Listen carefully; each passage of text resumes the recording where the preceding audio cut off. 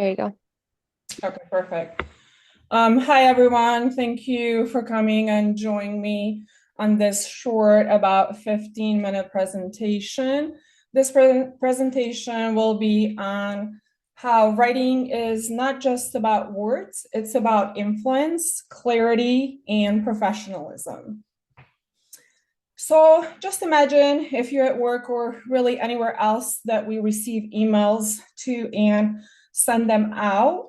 Receiving an email with a vague instruction is not much fun. I just received one recently and it just said, can you look at this and let me know? No details, no context. I spent extra time analyzing what the sender meant, and I had no clue and had to email the person back and forth just to give me some details. As Lucas emphasizes in the book that we had in our class, clarity in communication affects audience perception and effectiveness as well. In an article, How to Be a More Productive Writer by Cuff, that was written in 2019, notes that unclear writing reduces productivity and leads to unnecessary back and forth changes. So the email I received recently that was all over the place, no direct question, but a bunch of information that made no sense to me. I was asked to resolve the issue without having any clue what the issue was about or what the goal is. So that being said, writing impacts clarity, productivity, and affects career growth directly, as Huff emphasizes in How to Be More Productive article. At the same time, Chatham and Bryant in 2015 article state that in the article Improving Writing Skills, that a structured communication improves academic and workplace writing, and that poor communication can stall projects and weaken professional credibility. So let me give you an example what happened when a project manager sent out an email stating, please review the report and resolve. I wondered, which report? What about am I supposed to review? By when? Is there a next step? Well, in the article Developing Writing and Productivity by Yalaili in 2024, we found that writers who use structured language improve team efficiency to ensure clarity. It is suggested that using simple and accessible language for all audience, as Huff stated in the article, How to Be a More Productive Writer, and this slide shows an example of it. Unclear, you can see here to the left, not enough information on what and why, and then compared to that is the clear to the right, which is the subject is specific, and the goal and the time was set. Furthermore, removing unnecessary words and focusing on key points was emphasized in The Art of Public Speaking by Lucas.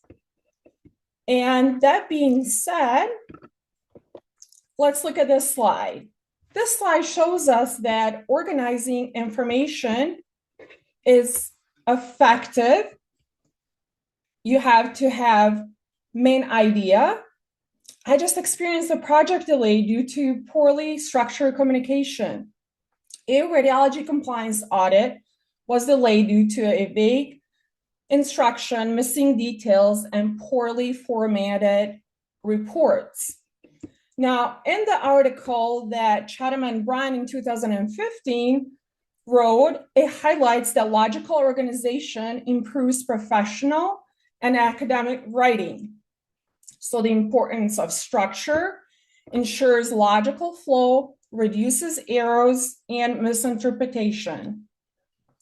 So you can see on this slide that there are 3 steps that are necessary for structuring any message. You're supposed to have a main idea, so that important to start with a clear statement, supporting details to provide relevant explanations. So details should be in short sentences. And the last step should be the action step. This step defines what is the next step that you will need to follow up or relate the outcome of whatever you are working on. On this next slide, we're going to go over how overly formal email compared to too casual email can have its pros and cons. So communicating with the right voice, emails can be misinterpreted due to poor tone. I have translated some emails wrong just recently and in the past. So now I know how to pay attention to use the right tone. So for example, a direct email stating, "Send the report now," the recipient perceives the tone as pretty much demanding, right? Leading to unnecessary workplace tension. In The Art of Speaking by Lucas, he emphasizes that we must pay attention to tone, as tone adaptation is different for different audiences, fostering trust. Impact of tone on professional interaction shapes relationships, clarity, and engagement, and is mentioned in Developing Writing Productivity by Yalati in 2024. Now we know that a poorly worded email can damage collaboration and productivity at the same time, and actually Huff mentions that in How to Be More a Productive Writer article. So choosing the right tone based on your audience, who you're writing it to, who's gonna receive that email, is so important. In professional setting, use of neutral structure language is very beneficial to maintain respectful but supportive tone. Now, urgent messages, we're supposed to try to balance the directness with professionalism, right? So the example, let's say harsh versus professional tone, instead of stating in your email, "I need this now," so then when the receiver reads that email, it's kind of demanding and it can be perceived as harsh email. Maybe we can just say, "Could you prioritize this and send it by noon," or whatever the timeline you have. So you can see that the formal email here to the left says, "Dear team, I would be more grateful if you could appraise me of the current status of the presentation. Can you please provide an update?" Now, too casual email can also sound like this. "Hey everyone, hope you are all doing good. Just wondering what's the status of the presentation thing. Can you fill me in?" So you get the point. That's exactly what happens and how these emails can get misinterpreted, and the tones as well.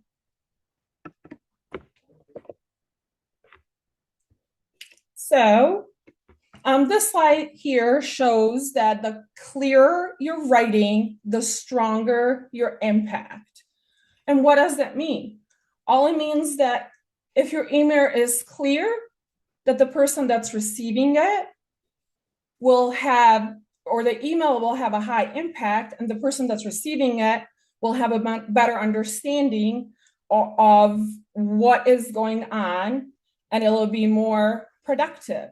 In the end, writing shapes efficiency, credibility, and influence, as found in Improving Writing Skills by Chatham and Bryan, that was written in 2015. Also, in our class book by Lucas, The Art of Public Speaking, Lucas emphasizes that strong communication engages audience and improves collaboration. So now let's just remember, before we send out any messages, we should really go through some kind of steps. We should always keep that in mind, as I have in the past and just recently. I'm not saying I never send out an email that need clarification, but that was my reminder next time when I do write it, just to ask myself a few questions. And what can those questions be? Well, you can ask yourself, let me see if I have a main idea of this email. What am I trying to get? So is my email clear? And do I have a good direct direction so that person who's going to receive this will know exactly what I'm asking from them? Is it well structured? Short sentences, clarity, making sure provide as much information as you can. So when the person who receives it does not have to wonder what this is about, what do they need about, what are the next steps, and stuff like that. So at the same time, these emails, like we mentioned before, need to have good tones. So you can ask yourself, does my tone fit the audience? You know, Lucas mentions in the art of public speaking that clearer your writing, the stronger your impact, like we see on this slide here to the left. And that's just a reminder that well-structured email will have a better productivity and it will have a higher impact on whatever the goal is. Needless to say that shorter sentences, clear emails, clear directions, instructions, and a follow-up is necessary to have a sufficient email. And it doesn't really matter if it's a professional or personal communication that you're trying to have with someone. That is pretty much all I have for you. To kind of like sum it up, this was just a short version of exactly what professional speaking and writing in general should have when communicating with either our friends or our coworkers. The next slide is just showing a few references that I use to collect the information and present it for you guys. I hope that you guys enjoy this short presentation, and thank you for coming on. I know that everyone has, you know, a busy schedule and whatnot, so I do appreciate your time, and thank you for joining me. You guys have a great night.